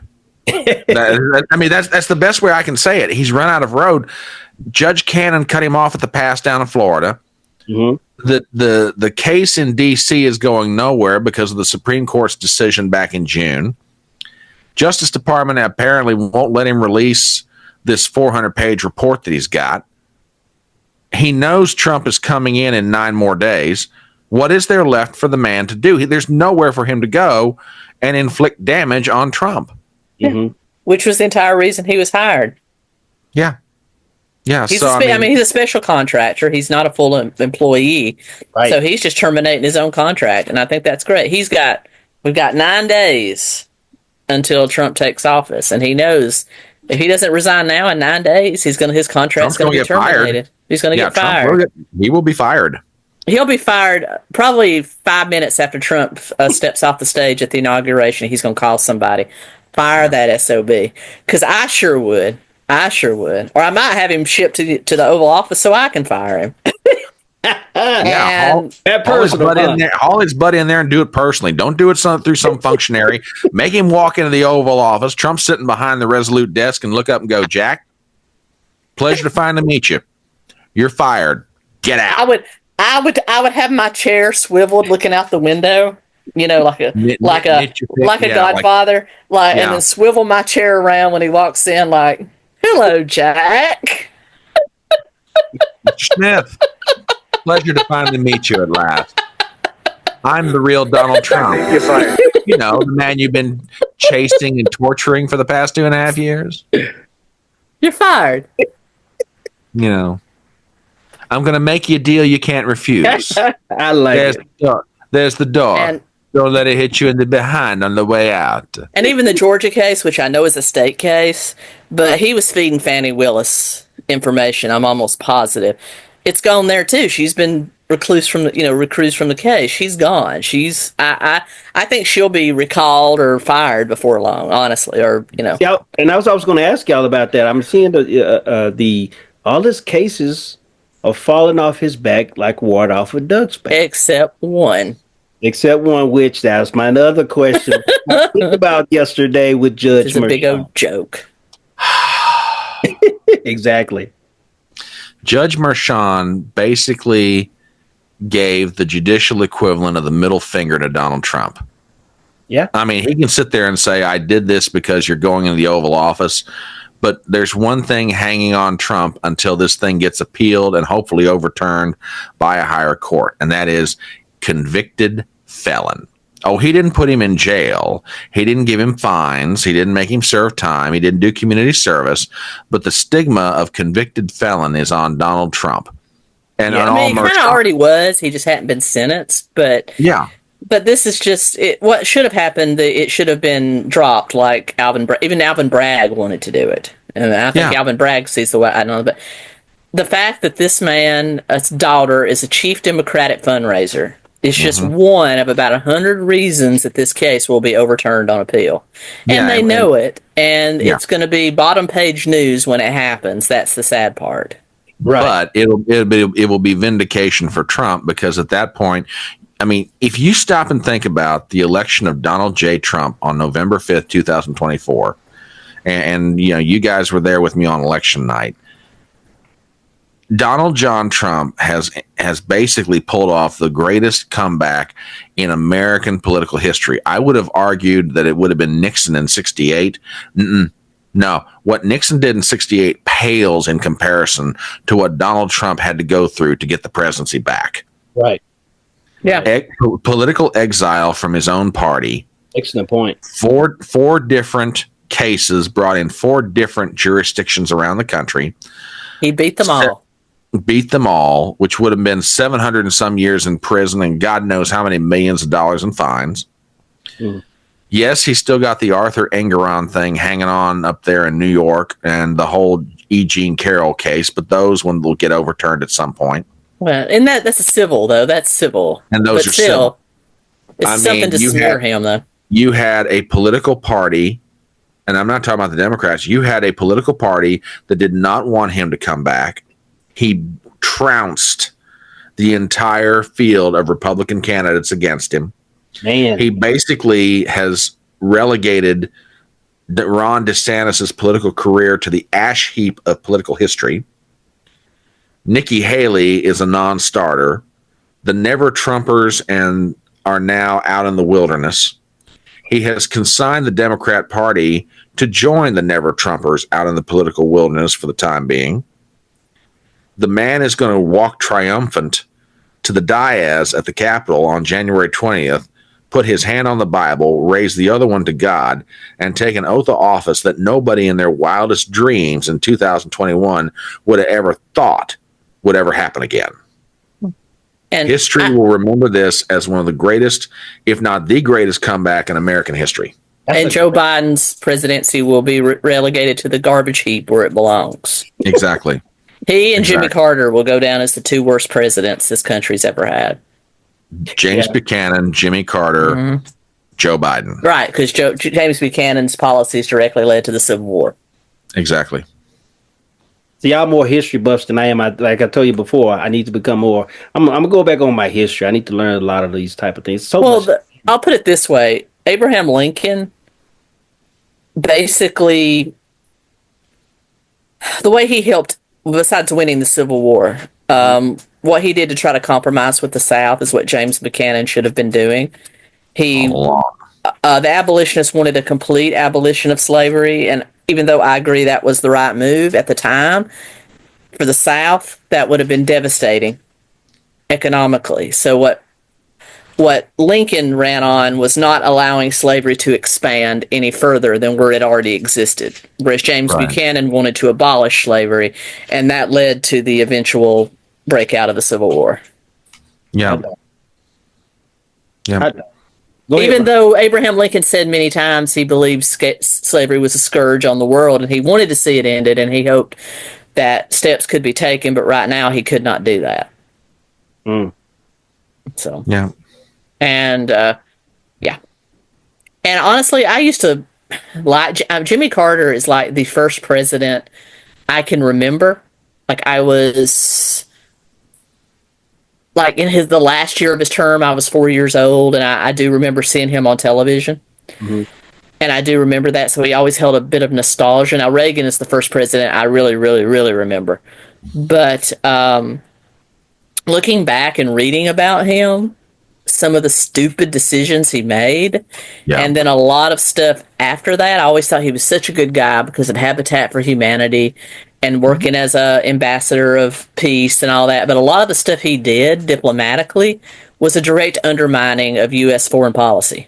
Now, whether he was doing it because he felt it was the moral thing to do or because he's a scoundrel, I don't know. But I've lost a lot of respect for Jimmy Carter over the years as I read more and more about him. Well, my take on Carter is this. His heart was in the right place. His head was up his rear end. Yeah. That's the best way I can describe Carter. Nice guy. Giving Yasser Arafat advice on how, I mean, he literally did that. Literally did that. What? On how to counter-negotiate with Israel and the United States on a peace deal. Yeah. Yeah. All of some of these people. Oh, I know. Now, and we're the threat to democracy. That's just the stuff that blows your mind. And that's one of the points I was bringing up with other folks. I was like, okay, see, there's a lot of projection going on when people keep talking about, oh, Donald Trump's a threat to democracy, and then the flip of the switch after Trump wins, all of a sudden, all of that rhetoric ceases, and even the media was absolutely surprised. They was like, how's Joe Biden Obama and Trump sitting there joking in the second row at the National Cathedral. Yeah. Oh, did y'all see that look that Kamala gave them? I heard some stuff about it, but I didn't see it. What happened? If looks could have killed, she'd have dropped both of them like a sack of potatoes. They were laughing and joking like bros. And she turned around and gave them that death stare. And evidently she was already mad at her husband because they walked in and she pushed right past him to get into the row first. And he was just kind of sitting there like the subjugated little simp he is. And Kamala was having a bad day. Oh, yeah. I feel sorry for her. I think she was used. I'm not saying she's not grotesque and evil, but in a way she was used a lot. I think Joe Biden used her as a method of revenge to the Democratic Party, and it's probably buried her political career for the next 20 years. Unless, of course, she goes back to California and runs for governor. Well, hopefully they have better sense. I even saw Anna Kasparian said, if she wins governor, I will move out of the state. Hey, why is she waiting? She needs to go leave now. Yeah, Anna, she was born and raised there. Anna, baby, Tennessee, West Virginia, Florida, Virginia. Georgia. We'll have you. Come on, girl. Come on. And she lit a torch to the Democrat Party. I loved Her it. and Jean both did. I mean, Jean went to Turning Point USA and spoke. Yeah, I was Did you ever see that the day? I think I'm gonna cover that video. I'm gonna do a commentary on that probably, or at least I saved it to do so. I was so surprised, but I like that he said that on the Republican side how he was welcomed, as compared to when he went to a Democrat event, they hated on the man. Well, they hate him. I mean, they're true progressives. I mean, they have ideas I don't agree with, but they also have a lot of America First ideas if you actually talk to them. We have a whole lot more in common with them than we don't. And that's what he said. He said, "Congratulations on y'all's successful revolution." And I don't mean that in a fiery bloodbath. I mean in actually forcing through some populism. He said, "Congratulations." Mm-hmm. Well, and Cenk Uyghur's cozying up with MAGA kind of goes to an open theory that I've got, and I've had for a little while now. For the past, I'll say 15 years, there's been and it still continues to be a convergence to what I call the space. Mm-hmm. And there are various paths to get there. I mean, from the political side, you've got Steve Bannon and Peter Navarro and Jack Posobiec, and you got all those cats. They're coming to the space. From the free speech side, you got folks like Anthony Cumia, Chrissy Mayer, Tracy, Gino Biscotti, others. They're coming to the space. From the nerd space, you've got, Nerdrotic, the critical drinker. You got all those cats. They're coming there. From the walkaway movement, you got Brandon Straka and Carrie Smith and Mikey Harlow. They're all coming to the space. And everybody's looking around going, I know why I'm here, but what the heck are you doing here? And the other person looks back and goes, I was going to ask you the same thing. And the more everybody starts talking, the more they realize, just like Tracy said, we have got way more in common than we ever had that divided us. And we're like, why the heck didn't we do this sooner? I would say Cenk and Anna represent the true progressive sect. From the progressive left, you've got Cenk Uyghur, Anna Kasparian, Dave Rubin at one time. Dave Rubin. Yeah. Jimmy Dore. I was surprised by Jimmy Dore. Lex Friedman, Jimmy Dore, Mike Malice, So would y'all say then over both, really since the Trump era, let's just call it that. So do y'all believe that Trump was the catalyst who brought all these different ideas, these different personalities together? I do. I think it started before him, but I think the fuse was lit way back with Ron Paul. Yeah, and I can agree with that. I think it continued to burn, although not so brightly, until Trump, and I think Trump was the explosion. When the fuse finally reached the dynamite, finally reached the gunpowder. I don't know if Trump was the catalyst. I will argue he was the accelerant. Mm-hmm. Okay. Yeah. You could make an argument. I take it back further. I say the Tea Party. But, the Tea Party, Ron Reagan, Paul, maybe even all the way back to Reagan. Well, but no, this is more a recent phenomenon. To me, this is like 2008, 2009, 2010.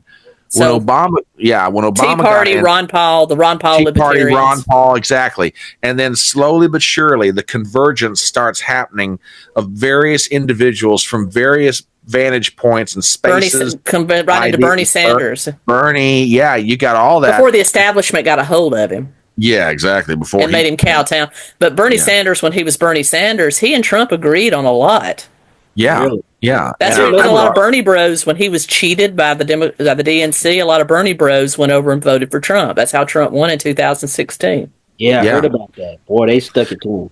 They screwed the guy, and not just once but twice.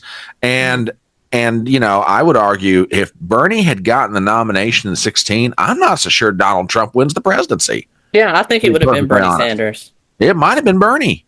I don't agree with a lot. There's a lot that Bernie believes that he toes the line with socialism a little too much for me. But he does believe in closed borders. He does believe in cutting waste. He does believe in strengthening our military for America's sake, but to get out of foreign wars. A lot of things that Trump believes. He has a lot more in common with Trump than he doesn't. But now, this new Bernie that's out there now, the one that has literally probably been threatened by the Democratic Party and made to bend the knee, I don't like that Bernie, but I like the 2016 Bernie. Absolutely. And they're totally different. If you look at him now and then, totally different. Yeah, exactly. And we are also, and I've been talking about this for a little while, but it's really going to kick into gear the further into Trump's second term. We are now on the cusp of a generational change in American politics. I mean, Donald Trump, and had Joe Biden stayed on the ticket, would have represented the last of the baby boomers. What's going to happen? Us, Gen X, we never really got a foothold in politics. There's a few sociopaths out there that did, like Gavin Newsom, and I think Kamala might be Gen X. But for the most part, we got screwed.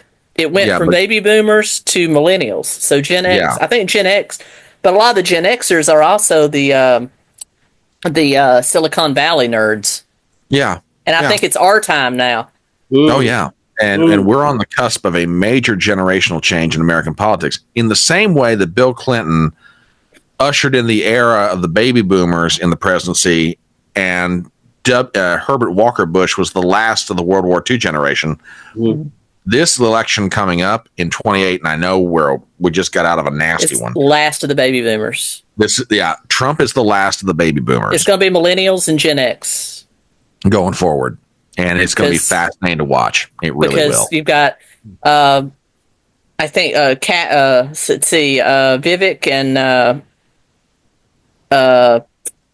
JD are both millennials. Cash is millennial, but you also have Tulsi Gabbard is Gen X. A lot of the other cabinet appointees are Gen X. So you're going to see Gen X and millennials start to take over. Exactly. Y'all encouraged by those prospects? I mean, I'm for the most part, I'm on their side, but do you think they still continue to trend the MAGA? Was it what did Hogan call it, the Magadonians or the MAGA Hope? Well, whatever you call it. But anyway, Gen X. If you look at the voter statistics, Gen X swung hard for Trump, hard. So I think Gen X, millennials are a little suspect, but I think there's enough millennials out there that it'll be fine. Okay. Especially as you see the true progressives kind of merge with MAGA a little bit, and we compromise. You're going to see a lot of millennials switch over too. Let me ask this. And Gen X is very, very red right now. Very red. Ooh. And so, Brian, you mentioned the space. So, do you call that space like the center of the platform, so to speak? Not even necessarily. It's not the center or the right or the left. It is an intellectual plane. It is kind of like a plateau, for lack of a better way of saying it. Think of it like people climbing up different paths up the hill, and when they get to this plateau, they pull themselves up, they pull their friends up, they look around and go, "What the heck is that guy doing over there?"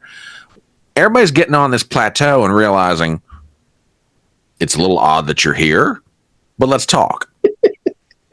And that's where to go to your question, do I think that, Gen X and the millennials will continue to swing toward Magamania? That depends upon Donald Trump and this second term. If Trump's delivering results, but more importantly, he explains why his policies work. That's the key. Education. It's one thing to do something. It's another thing to explain to somebody why you did it and why it worked when you did it. If Trump does that, if he and his people do that, then the American people are going to say, "Hey, I understand what he did, but more importantly, I agree with why he did it." If that sinks into the American consciousness, the progressives on the left, the Newsoms, the Whitmers, the Pritzkers, Paulus, all those cats, they'll put up a fight, but they got nowhere to go. Yeah, those people combined with the leftovers of the baby boomers and I hate to categorize it because I know a lot of great baby boomers, but the baby boomers that are left in the Republican Party, I consider them all the same ilk, the old guard that's basically the same side, the two sides of the same bird. Exactly. They're all of them, whether they're Republican or Democratic in name, they're going to continue to push back against it. I think what you're seeing now is a more hopeful merging of the two parties. Yes. Is an America First populism rather than just a Republican or Democrat. And you may even see some third parties finally get a third party get a foothold. You know, I left the Libertarian Party a long time ago because they're just shit. They don't know how to win elections. They don't know how to run anybody, but except for Gary Johnson and Ron Paul, they don't know how to run anybody of its quality. So, oh, you mean you didn't vote for Oliver Chase?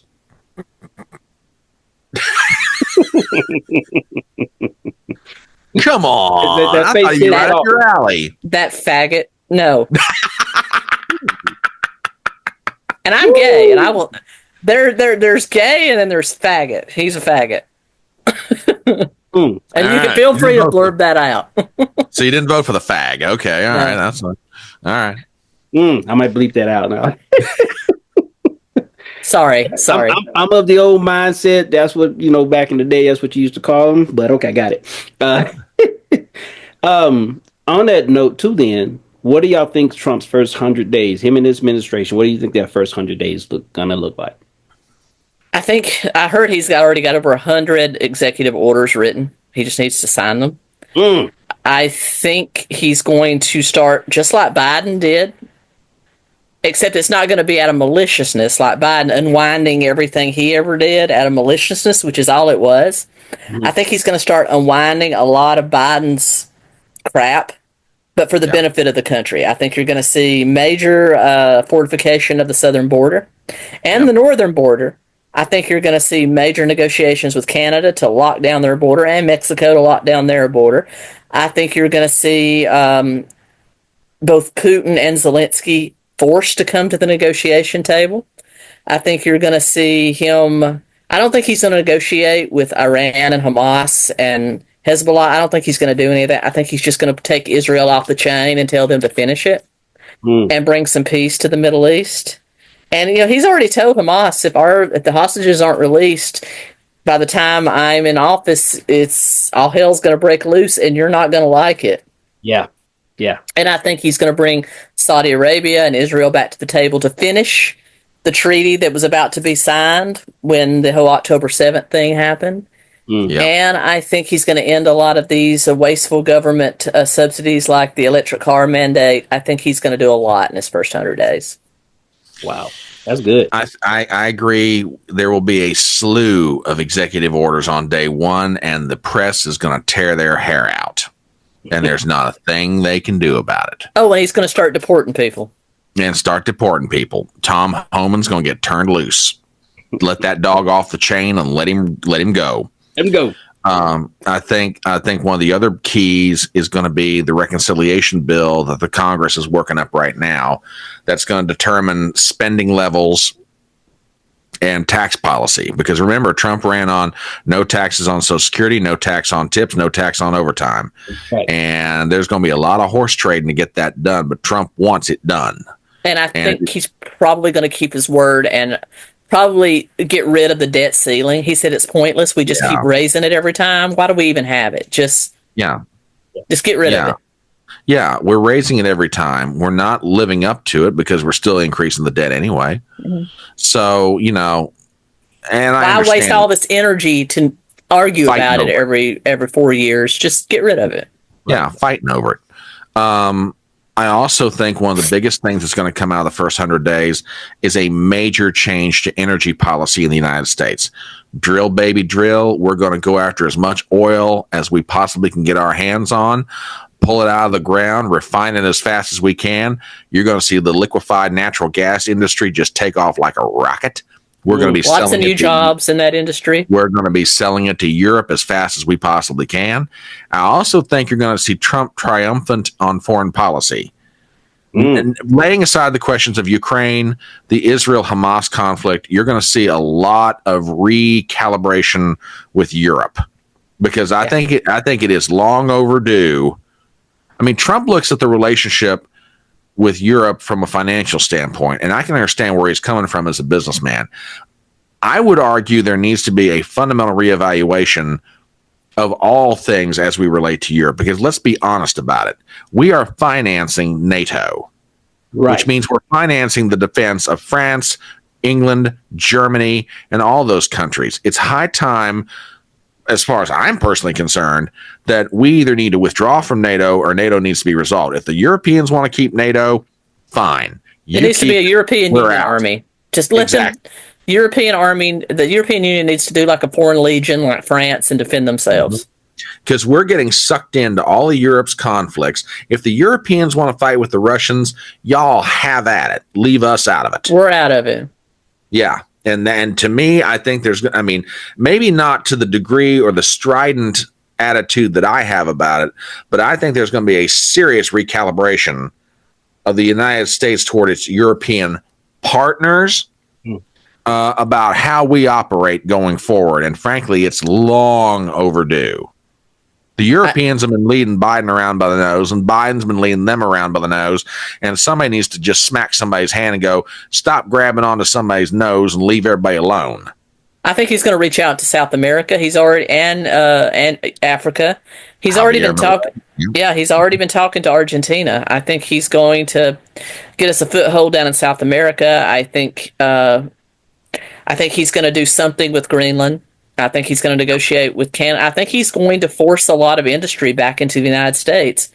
And they're going to come here to avoid tariffs. Absolutely. You're going to see a lot of American companies bring their manufacturing back here, and you're going to see a lot of foreign companies open manufacturing here to avoid tariffs. Like I told you I saw the Toyota commercial today talking about American-made cars. How many of their thousands of their cars are made in the USA? Yeah, absolutely. Absolutely. So, yeah. The first 100 days are going to be extraordinarily interesting, and all of us are going to have content, to be talking about for days and weeks and months on end. So for all of you folks out there that are following Darius or Tracy or myself, buckle up, kids. We're going to keep you busy for a while. I want to see the Epstein list and the Diddy list. Damn straight. That's what I want to see, and I bet you it's going to match a lot of these people that are moving out of the country real quick. Yes. Have you noticed the slew of celebrities that have moved to other countries? I've only heard maybe one or two, but I have, like Ellen DeGeneres. Tom Hanks. Tom Hanks has become a citizen of Greece. Yep. Well, Greece can keep him. Yes. Yep. I agree with y'all's points. Well said, well laid out. In other words, I think this is going to be a gangbuster. If we just got to keep him safe. I get a lot of people, leftist friends that say, well, they're going to block him from being a nog. I'm like, no, January 6th has already passed, and they certified it. If they had wanted to block him. Without contention, by the way, the Democrats didn't contest a single vote. They knew it was pointless. Why would they? So we've just got to keep him safe. And I hope he's got some private security or got some Secret Service or people around him that he trusts. And speaking of which, I want Dan Bongino at the head of the Secret Service. Has he appointed that yet? I have not heard. Anybody been appointed to the head of the Secret Service. I want Bongino. At least if Bongino doesn't want it, at least make him some sort of advisor, security advisor. Or get Bongino's recommendation on who to put in. Right. That would go a long way. Just keep him safe, dear God. Say a prayer and keep Donald Trump safe. Absolutely. I think Dan Bongino would accept the role. Because I remember a few weeks ago, because a lot of his viewers have been asking, and everybody was aware that he was one of the ones who had been interviewed for the position. So from what I gathered from that interview, I only seen a few minutes of it, but what I gathered from it is that he couldn't say a lot of anything, anything about it. But what I gathered from it is that he would accept the role if offered the position. And that'd be great. Jack Smith won't be the last resignation. I mean, already the chief of the FBI's resigned. Has the chief of the CIA stepped down yet? Well, he'll have to, because there's going to be there'll be a new CIA director appointed. And I bet we'll see a lot of mid-level brass go as well. Oh, and that's one of the things I'm looking forward to with Kash Patel heading up FBI. There's a lot of middle management in there that it needs to go for any number of reasons. Corruption, number one. Number two, they're just not needed, period. Right. Well, that and that's the reason I hear that a lot of rank and file agents, your basic agent sitting in a field office, they support Kash Patel and everything that he wants to do. Right. Yep. Again, it goes back to what Brian said earlier about Trump. All of these appointments that Trump has made, number one, it sound like an all-star cast, or some people call it the Avengers. As long as you're able, first of all, a lot of their reputation precedes them. Number one, but number two, as long as you can lay out your vision and make it clear for the people, for your potential employees, for the team, or whoever you're going to be a part of, whatever you're going to be a part of, then you can get people can get behind that. They know Trump. If Trump is choosing them, if we know that Trump is choosing or selecting someone for a position, we know Trump means business. So he's only going to select people who's going to also this time around, as he has said in one of his interviews, this is the first time serving as a president, being a politician. He was going by recommendation, so he was trusting the people around him. So in this case, being and him, I'm sure, was following politics from behind the scenes, if you will. As he said several times, first time I didn't know what I was doing. This time I do. We know who we can trust. We know who we can't. And this is why he selected his team. I'm sure he has his family members and some other well-trusted people, trusted advisors with him. But Trump is a gut feeling kind of guy. So he always says he goes by his gut. So this time around, he selected people. So if we know that Trump is selecting people, that means we know that Trump is selecting people he knows is going to get the job done. Exactly. And you can't really blame him. I mean, if you were elected president of the United States, if I was elected president of the United States, I wouldn't know who to select. I would select people from my campaign. I would probably select people that have been in D.C. a long time because they know how to maneuver, and that's exactly what happened to Trump. He didn't know, and he admitted he didn't know. Right. Brian? Yeah, there's going to be a few stinkers that get through. I mean, there's some people on the foreign policy side. Yeah. Rubio at Secretary of State. Yeah, that's yeah. You know. Yeah. I mean, there's going to be a few stinkers that get through, but by and large, compared to the first time around, this cabinet is pretty daggone solid. Yeah. I'm pretty happy. I have not a complaint that much. I mean, Rubio as Secretary of State. Yeah, the National Security Advisor is a little too gung-ho for my taste, but okay. That aside, okay, most of these I'm happy with. I'm really happy with. Does anybody know why I'm supposed to hate Amy Comey Bryant now? Brian, I'm seeing all this hate toward her on Twitter, and I don't understand it. What did she do? You talking about well, she screwed over Trump on this whole New York court situation. Oh, she was one of the ones that voted against him? Yeah, she was. She voted with the lefties. Yes. Yeah, and I got bad news for everybody. What's that? She gonna be doing this for a long time because Amy Coney Barrett is no. People say, "Oh, she's a female Scalia." No, she's not. She's more like Sandy O'Connor or Anthony Kennedy. She kind of one of them wishy-washy, right in the. Yeah, she's gonna be. I mean, right now the biggest worries that I've got on the court, in order of importance, are Roberts, Barrett, and Kavanaugh. Kavanaugh, more often than not, will side with the conservatives, but every so often on whatever judicial issue, he gets a little shaky. Yeah. But Kavanaugh is not nearly as bad as Barrett. Barrett is, I'm sorry, I love Donald Trump, but picking Amy Coney Barrett, bad choice. There were about 2 or 3 other people he could have picked. Hopefully his next 2 picks, but he'll get 2 picks, I think. I'd say you're right. At least go to my seat. I hope he gets a tried and true conservative.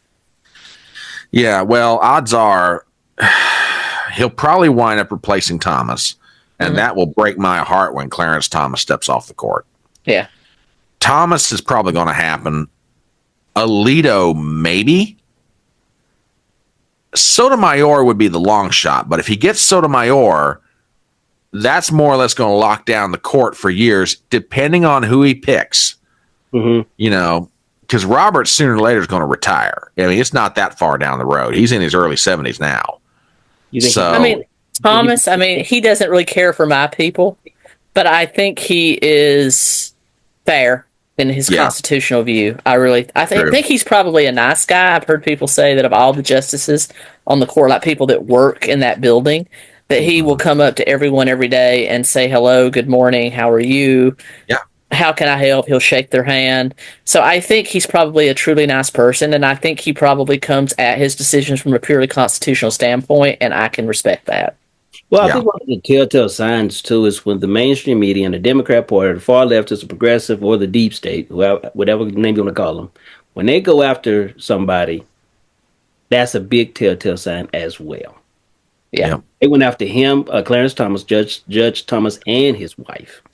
Oh, Yeah. and Kavanaugh, what they did to that man, that was they They, put that man through hell yeah, they for no basically. reason. No reason. That was disgraceful. Oh, Other uh, than the fact he has a conservative decision record. That was it. Yeah. well, again, they always use their playbook is to try to discredit you some way. It always with sex, it has to do with your you know earlier 30 earlier days, 30 or 40 years ago, and then all they have is this. They don't actually have any evidence, just like with Well, they did the same thing to Thomas way back when he was first appointed. Anita Hill, you remember yep, that? yep, I sure Same kind of thing. do. Same kind of thing. So real quick, we've already excuse me, I don't know where my words off. Anyway, we've embarked on 2 hours. If y'all just give me just few more minutes of your time, are y'all good? Yeah. Yeah, I'm fine. Okay. Um, yes, number one, Anita Hill, all that stuff. Yes, that was crazy. Now, two last things. One is one of the new pieces of news that had dawned our television screens for probably about 2 or 3 weeks.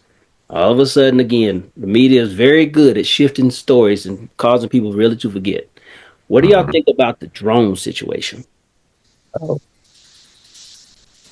I never really had an opinion. I honestly thought it was probably military testing and they were just keeping a low profile on it. I think it was probably some sort of defensive drones they didn't want somebody knowing about, and they kind of kept a low profile on it. I don't necessarily. I mean, I guess it could be Chinese drones, knowing Biden's administration's track record with Chinese spy balloons. I guess that's a possibility.